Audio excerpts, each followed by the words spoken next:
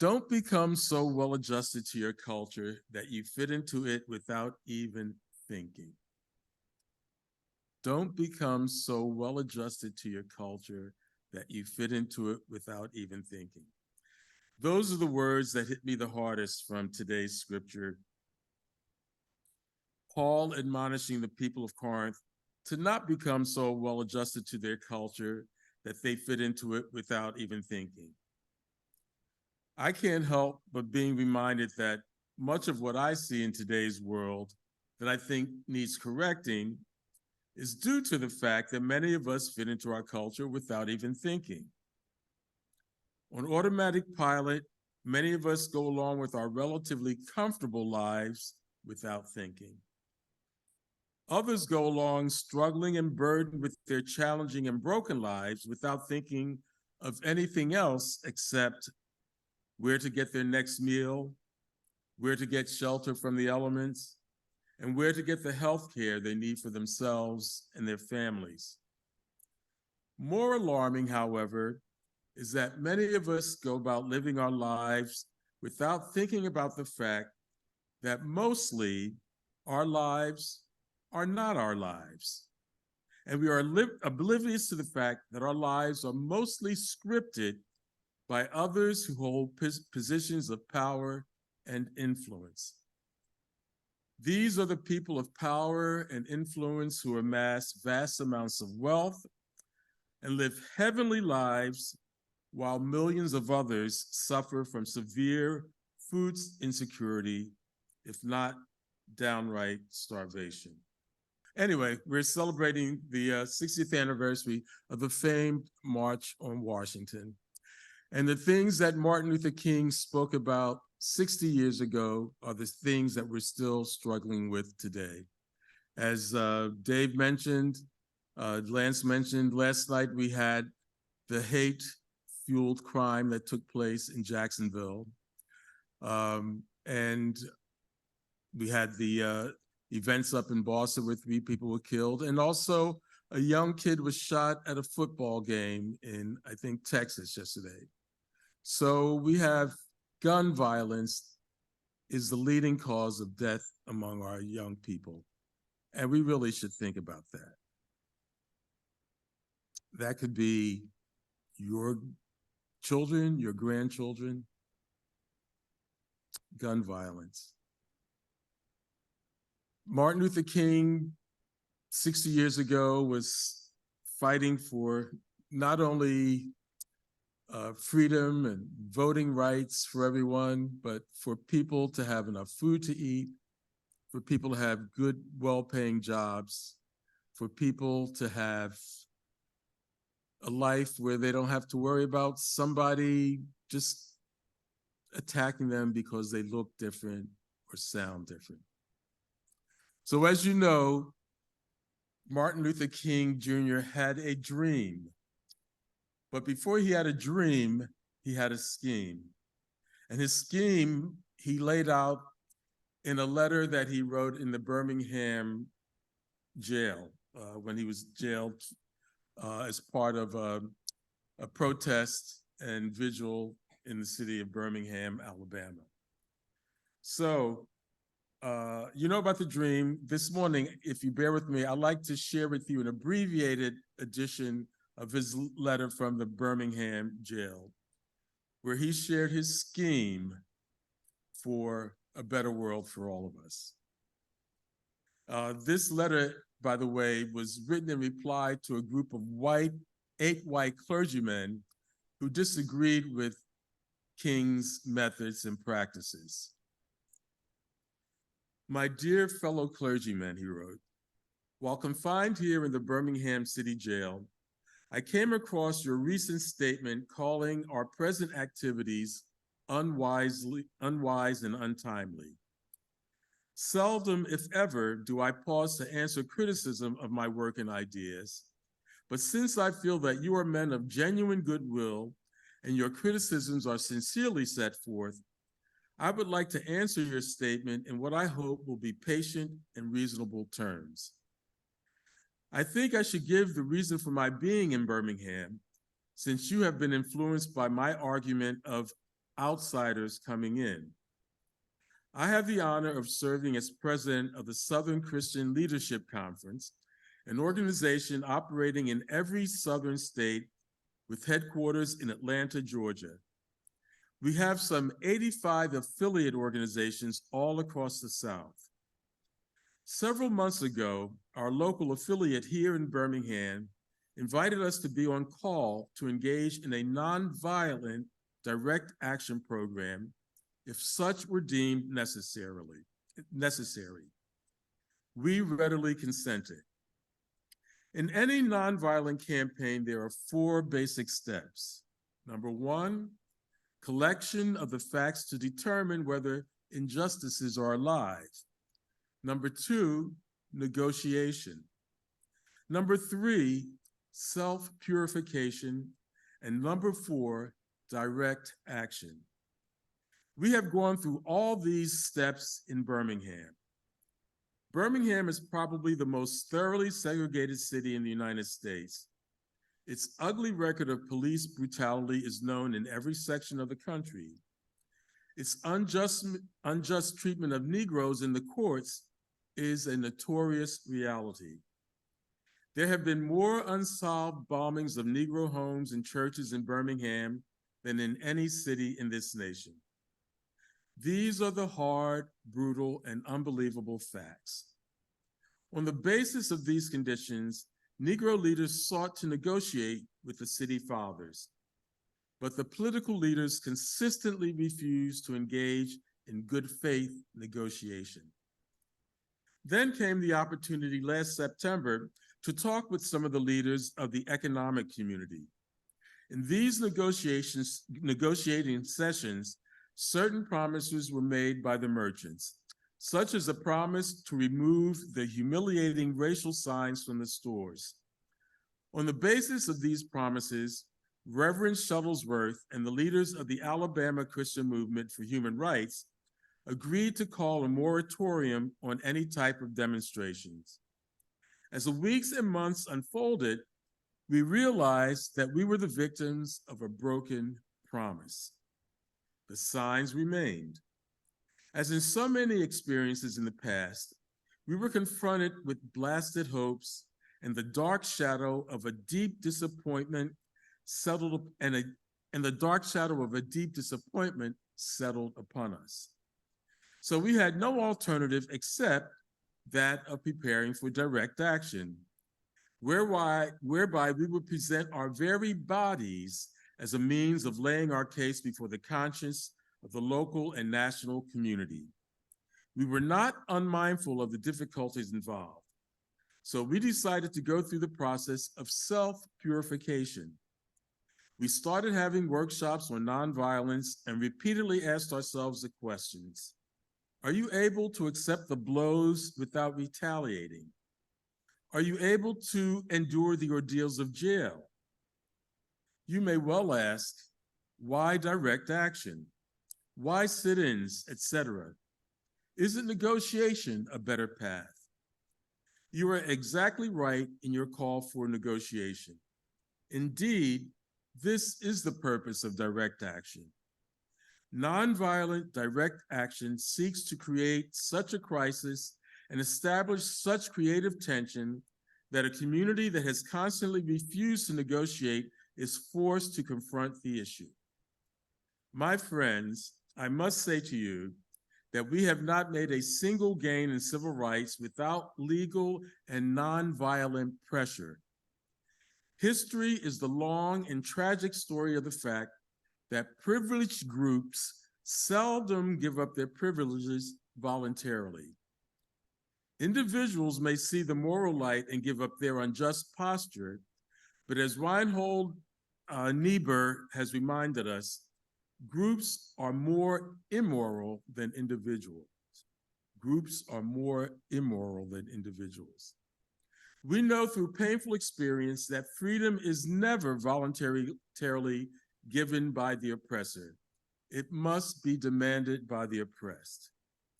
Frankly, I have never yet engaged in a direct action movement that was well-timed, according to the timetable of those who have not suffered unduly from the disease of segregation. For years now, I have heard the term wait. It rings in the ear of every Negro with a piercing familiarity. This wait has almost always meant never. It has been a tranquilizing thalidomide, relieving the emotional stress for a moment, only to give birth to an ill-formed infant of frustration. We must come to see with the distinguished jurist of yesterday that justice too long delayed is justice denied. We have waited more than 340 years for our constitutional and God-given rights. The nations of Asia and Africa are moving with jet-like speed toward the goal of political independence, and we still creep at horse and buggy pace toward the gaining of a cup of coffee at a lunch counter. I guess it is easy for those who have never felt the stinging darts of segregation to say wait, but when you have seen vicious mobs lynch your mothers and fathers at will and drown your sisters and brothers at whim, when you have seen hate-filled policemen curse, kick, brutalize, and even kill your Black brothers and sisters with impunity, when you see the vast majority of your 20 million Negro brothers smothering in an airtight cage of poverty in the midst of an affluent society, when you suddenly find your tongue twisted and your speech stammering as you seek to explain to your 6-year-old daughter why she can't go to the public amusement park that has just been advertised on television, and see the tears welling up in her little eyes when she is told that Funtown is closed to colored children, and see the depressing clouds of inferiority begin to form in her little mental sky, and see her begin to distort her little personality by unconsciously developing a bitterness toward white people. When you have to concoct an answer for a 5-year-old son who is asking in agonizing pathos, "Daddy, why do white people treat colored people so mean?" When you take a cross-country drive and find it necessary to sleep night after night in the uncomfortable corners of your automobile because no motel will accept you.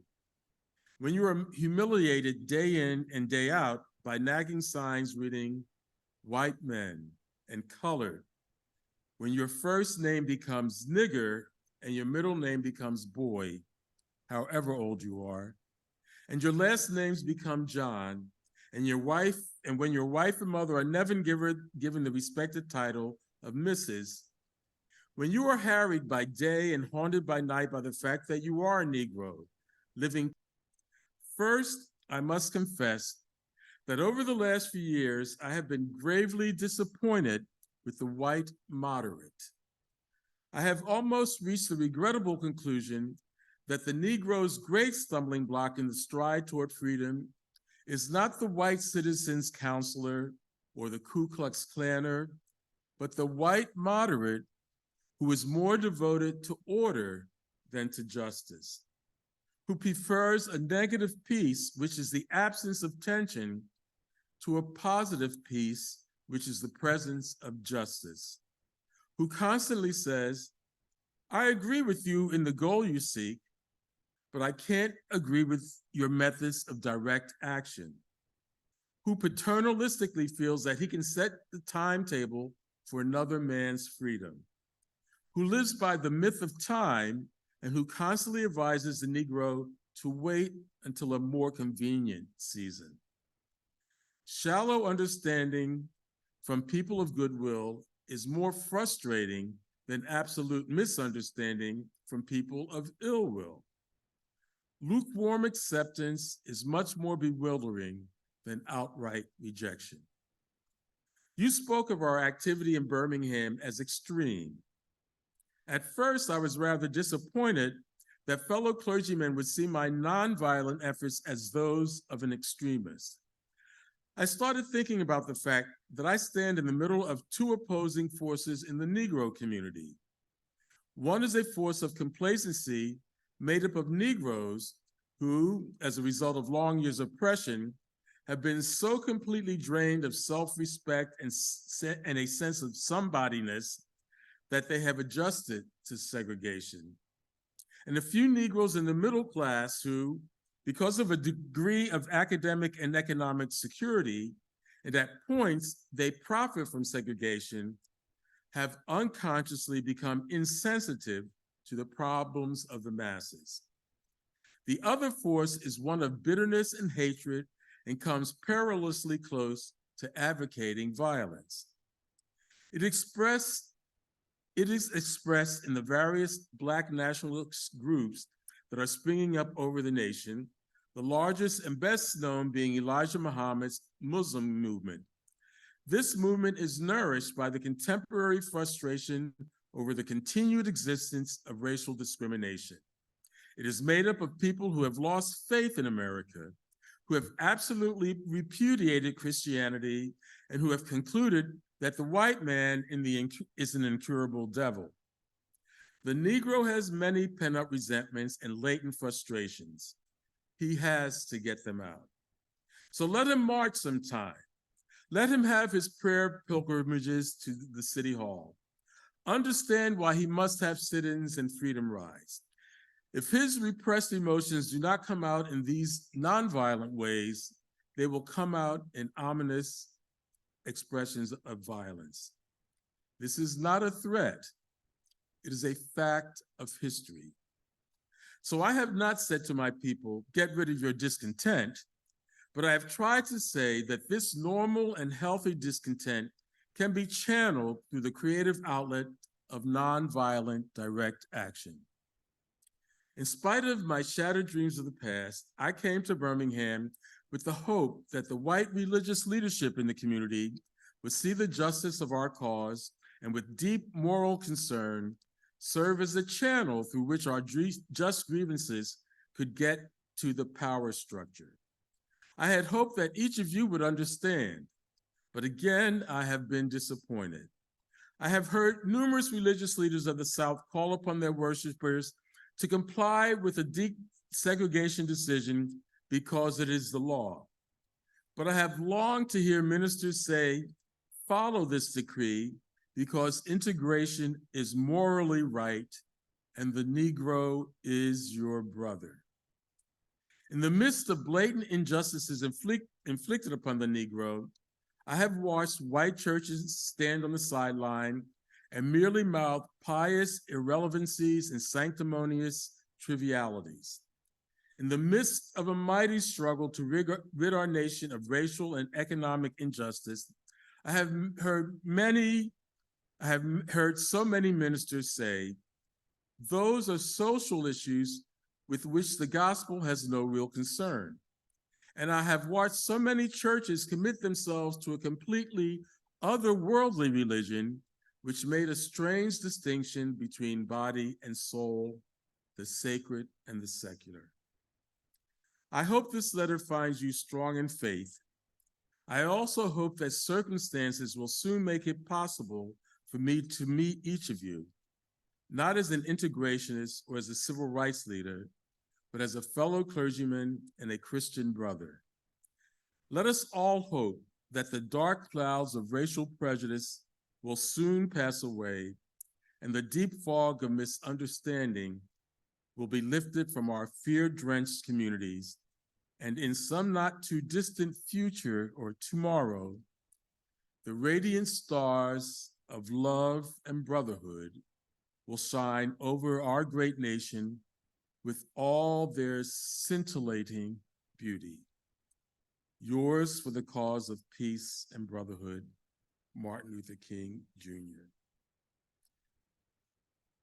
From our fear-drenched communities and in some not too distant tomorrow, may the radiant stars of love and brotherhood shine over our great nation with all their scintillating beauty.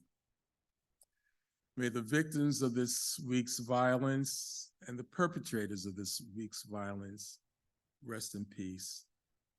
And may peace and love be upon us all. Amen.